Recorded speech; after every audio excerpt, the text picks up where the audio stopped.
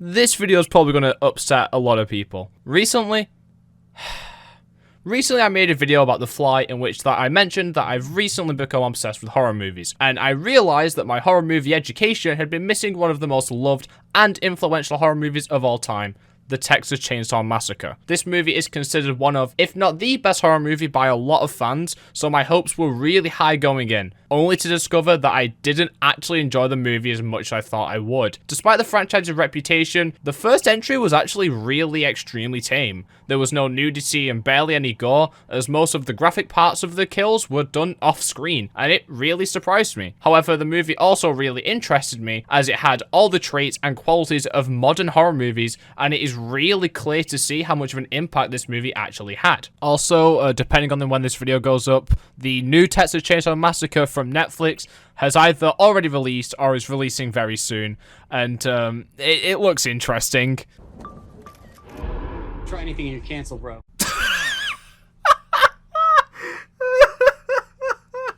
Hello everyone and welcome back. Hope you're doing absolutely fantastic today as always, and today I'm going to be taking you through the Texas Chainsaw Massacre and explaining my opinions and talk about the tropes that inspired all horror movies for years to come. But first, if you're new around here or just haven't done it yet, please consider liking and subscribing, as these videos take a very long time to make and it really helps to support the channel. Also, I'm legally obligated to say that this is not a replacement or substitute for the original movie. You should 100% go watch the original if you haven't already and form your own opinions before you listen to mine. Thank you. The movie opens with a text scroll telling us that this movie is based on true events. This isn't entirely true, as in reality this movie is loosely based on Ed Gein, who was an American serial killer that used the bodies of his victims to create furniture. He died in prison from cancer in 1984. We are then introduced to one of the most iconic sounds in horror movies, as the police take photos of dead bodies and one very grotesque work of art. We are also told that this work of art is a result of many grave robbings in the state, and we are then introduced to this movie's title card, which is grammatically incorrect and it infuriates me. The movie properly begins with the corpse of an armadillo and our group of survivors stopping their van to let their physically disabled friend Franklin take a piss on the side of the road. A big truck drives past and somehow the force of the truck driving past pushes Franklin down a small hill. We are 6 minutes into this movie and I'm already confused. What was the point of this scene? To show that our main group features a disabled man named Franklin? Or is this genuinely just, aha, disabled man falls downhill because funny? This was the mid-1970s, to be fair. We're also introduced to a girl that's trying to force her beliefs on horoscopes onto the rest of the group, and no one listens to her. Hey man, you believe all that stuff your old lady's hawking me? I don't know. I think it's really funny how even 48 years ago people were laughing at horoscope believers, but it does add a little mystery a little later on in the movie. We are now introduced to horror's first final girl, Sally. I don't know if she is specifically the first final girl, because the genre was really weird before this movie, but this is widely regarded as the first movie to feature a final girl that would be a staple of slasher movies for decades to come. The group arrives at a weird-looking cemetery to find out if Sally's grandfather's grave has been robbed or not, as she heard about the grave robbings on the radio. Some dude then very inappropriately grabs and guides Sally to the graveyard. Why couldn't she just follow behind? You're not arresting her, dude, back off. The grave is fine and hasn't been robbed, and as the group drives away, they drive past a slaughterhouse and complain about the smell. Franklin then starts to describe in unnecessary detail how they kill the cattle. They bash him in the head with a big sledgehammer. Oh, that's awful. It usually wouldn't kill him on the first lick. That's a nice bit of foreshadowing, movie. The rest of the group urges Franklin to stop, and we see a really strange side of him that seems obsessed with how to kill cattle. Sally spots a hitchhiker walking along the side of the road, and the group votes to let him tag along for a while. I think we just picked up Dracula. The hitchhiker clearly looks unkempt, as he literally just came from the previously mentioned slaughterhouse. He talks fast and stutters a lot, and is very unsettling to listen to. The hitchhiker tells the group that he just came from the slaughterhouse, and then goes into his strange pouch and pulls out a weird collection of Polaroids of dead animals from said slaughterhouse. The rest of the group is obviously disturbed and disgusted by this, but Franklin still seems really interested. The hitchhiker goes into even more detail how to kill the cattle, and Franklin seems even more interested and goes back and forth with him until the rest of the group once again tells him to stop. The hitchhiker notices the knife that Franklin has been playing with and takes it from him. He then laughs and cuts deeply into his hand whilst the rest of the group watches in horror. He laughs some more and gives the knife back to Franklin. He then tells the group that he has his own knife and everyone urges him to put it back away, so he does. He then pulls out a camera and takes Franklin's picture. He also asks the group to take him directly to his house and invites them over for dinner, which the group quickly declines as they're in a hurry. The hitchhiker then gives Franklin the picture and says that Franklin can pay him $2 to keep the picture after already handing him said picture. Unwanted personal anecdote time. When I was around 4 years old, me and my family were in Egypt on holiday. Obviously, I don't remember too much because I was 4, but my mum has told me about this a lot over the years. When her and my dad were on their way to go quad biking, a bunch of random kids came up to them and kind of forced bracelets onto them and demanded that they pay them, even though my parents never wanted the bracelets in the first place. It's a really random anecdote. I just wanted to bring it up because it's crazy that this kind of stuff actually happens in real life, and it makes this scene a lot more unsettling for me, knowing that it could actually happen. The group refuses to pay him and Franklin returns the picture, only for the hitchhiker to put gunpowder on it and burn the picture. As everyone freaks out about the live fire in the van, the hitchhiker grabs his knife and cuts Franklin's arm. The group collectively kicks him out of the van. He wipes his blood on the van and just starts blowing raspberries at them. What the fuck? Now, if you couldn't already tell, I really like this scene. I deal with a lot of social anxiety in my personal life, so this happening in real life is quite possibly one of my worst fears, and the way this scene plays out really adds to the unsettling nature of the situation. All the characters are extremely well acted here, from the scared but over-enthusiastic Franklin to the sporadic behavior of the hitchhiker, who is actually called Nubbins, by the way. In the sequels, they call him Nubbins.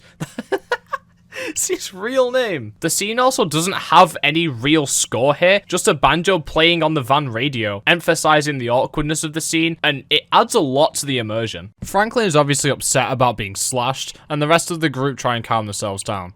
Except for the horoscope girl. Oh no. Capricorn's ruled by Saturn. There are moments when we cannot believe that what is happening is really true. Pinch yourself and you may find out that it is.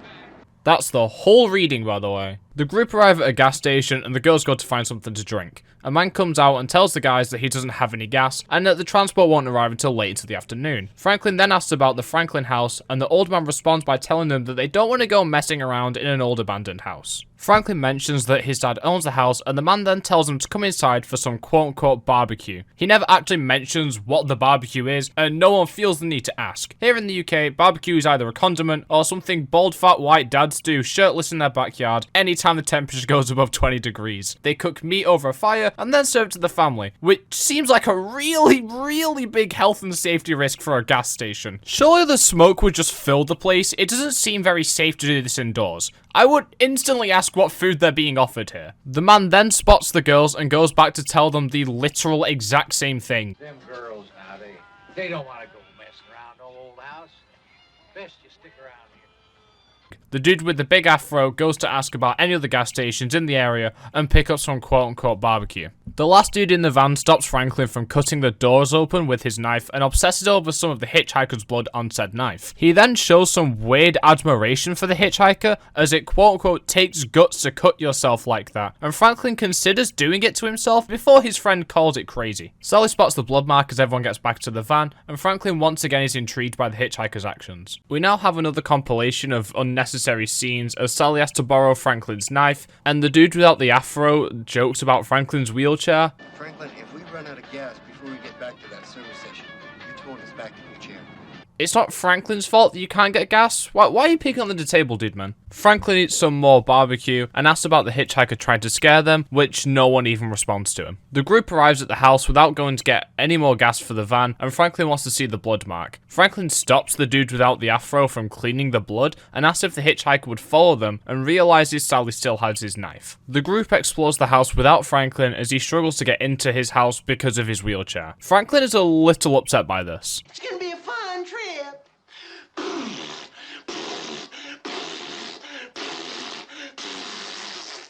Franklin's actor actually stayed in character the whole time, by the way. Everyone hated him. The Afro-less dude and the horoscope girl ask Franklin about a nearby place to swim, and Franklin discovers some more corpse art on the floor. The swimming duo make more jokes about Franklin being fat and disabled as they spot a house close by that may have some spare gasoline. They find a bunch of cars and a generator outside of the house. Instead of very easily stealing some of it, the couple try knocking on the front door to see if they can borrow some. The Afro-less dude finds an old tooth on the floor and gives it to the horoscope girl. She freaks out and the dude resorts to breaking and entering, seeing as no one's home. The dude hears pig noises from a very colourful room and decides it's a great idea to check it out. He trips and we get our first sighting of this franchise's main antagonist, Leatherface. Also, editor's note, I've just discovered that Leatherface fan cams exist. No, I didn't need to tell you this, but I did it anyway, because if I have to know about it, then you do too. You're welcome, by the way. Leatherface hits the dude over the head with a hammer, and as Franklin previously mentioned, it doesn't kill them on the first blow. Leatherface hits him again, killing him, and drags him away for a very iconic door slam.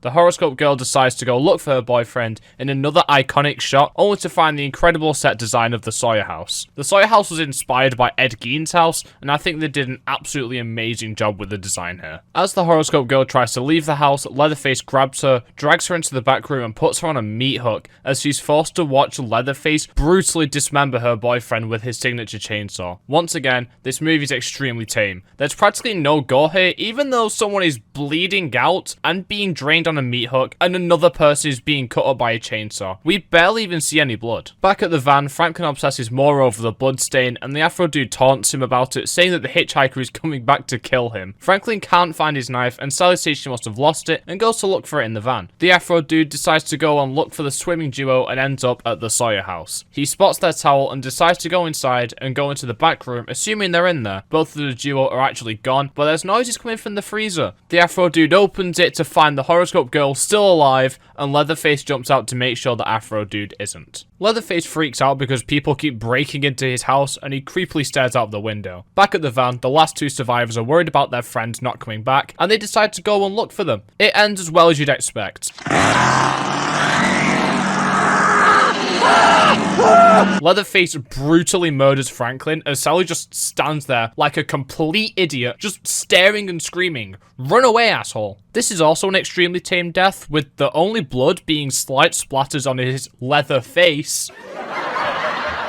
This blood was actually the director spitting fake blood from the side of Franklin's wheelchair, and I just think that's really funny. Leatherface chases Sally through the woods, and she runs to the nearest house to find help. You will never guess where she ends up. Leatherface tries to break into his own house as Sally finds the corpses of two old people in the attic. Leatherface finally realizes the door is just unlocked and continues chasing Sally. She runs up the stairs and jumps out of the window on the second floor. Leatherface runs down the stairs and continues to chase Sally through the woods. Somehow Sally screams and runs her way all the way back to the gas station, where she runs into the owner and Leatherface loses track of her. Sally pleads with the owner to help and call the police, and the man leaves to get his truck. Sally tries to calm down and finds the quote-unquote barbecue they'd previously eaten, and notices that it doesn't look like any meat she's had before. The man comes back with a bag and some rope, and Sally grabs a knife to try and defend herself. Unfortunately, the man has studied the ancient ways of the knife and knows its one and only weakness, the broomstick. He slaps her around for a bit and ties her up and throws her into his truck. On his way back home, the man sees a very excited looking hitchhiker and gets out to randomly assault him. As they all arrive at the house, it's confirmed that the man, the hitchhiker, and Leatherface are all brothers, and the oldest brother discovers what Leatherface did to their front door.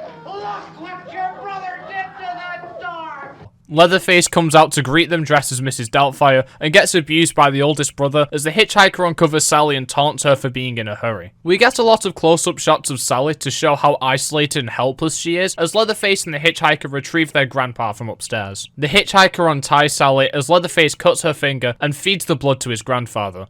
Apparently he's not dead. Sally faints and wakes up in a very nightmarish dinner party as her screams are mocked by the other guests. You think this is a party? Oh shit, sorry. I actually did. Sorry dude, my bad. The oldest brother demands that the hitchhiker and Leatherface hurry up and kill Sally, as he's uncomfortable with them torturing her. He's such a noble person, guys. The brothers decide to let their grandpa kill her, as he's quote-unquote the best killer there ever was. The hitchhiker unties Sally and drags her to his grandfather, as Leatherface gives him a hammer. Her grandfather just drops the hammer multiple times, and Sally manages to break free and jumps out of yet another window. The hitchhiker and Leatherface chase after her, and instead of grabbing her, the hitchhiker just stabs at her until he falls into oncoming traffic. The driver gets out to see if Sally's okay, as Leatherface runs up to them and they both get into the truck. However, instead of driving away like normal people would, they decide to get out of the truck through the other door. Leatherface chases after them, and the driver throws a wrench at Leatherface's head, knocking him on the ground as he cuts his leg with his own chainsaw. Another car drives by and stops so Sally can get on. The driver just fucking runs away. He never comes back or goes on the truck. He just fucking leaves. Sally gets on the back of the truck and drives away into safety as Leatherface does a funny dance with his chainsaw. Actually the end of the movie, by the way.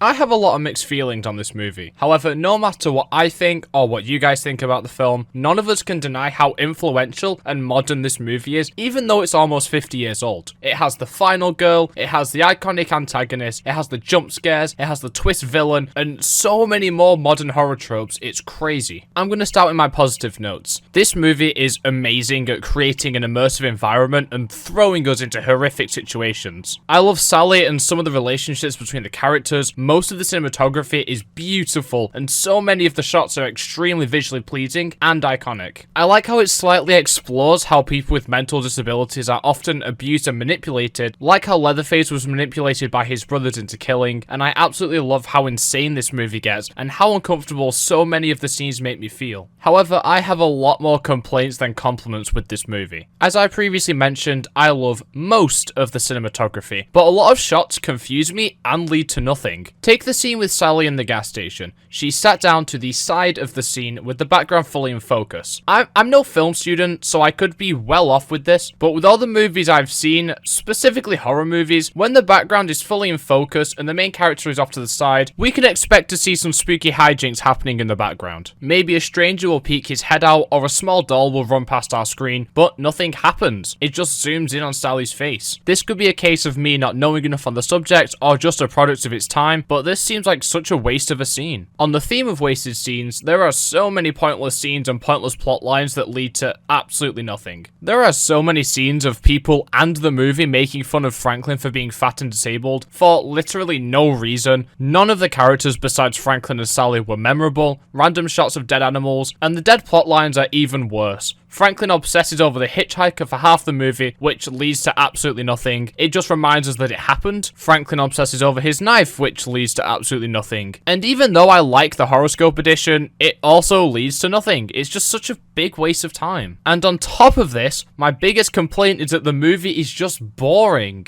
Nothing besides the hitchhiker scene really happens until halfway in. None of the characters are really likable or well developed. The color palette is bland, and the lack of a real soundtrack makes scenes so awkward and uninteresting. So much screen time is spent on useless scenes and plot lines that it tries to masquerade the fact that there is no real story here. It would have been cool if the hitchhiker actually tagged the van for the brothers to kidnap the group and kill them as a group effort or a choreographed attack, which would also justify Franklin's obsession, but all the weird stuff is unrelated and each one seems like it's just added for shock value and random scares. My closing thoughts on this movie are that whilst I don't enjoy watching the movie, I heavily appreciate how amazing some aspects are and how much of an influence it had on the movie industry as a whole. However, this is entirely my opinion and I 100% would love to hear what you guys think in the comments below. My next video like this will hopefully be about the new Texas Chainsaw Massacre by Netflix, as I already have a lot to say about it and it hasn't even released yet. But until then, if you have enjoyed the video, it took me a very long time to make, so I would greatly appreciate it if you liked and subscribed. It supports me more than you know, and please suggest what you guys want me to watch and review next, because I absolutely love making these videos and I would love to hear what you guys want to see me do next. I want to thank you all so much for watching, and I will see you all very, very soon.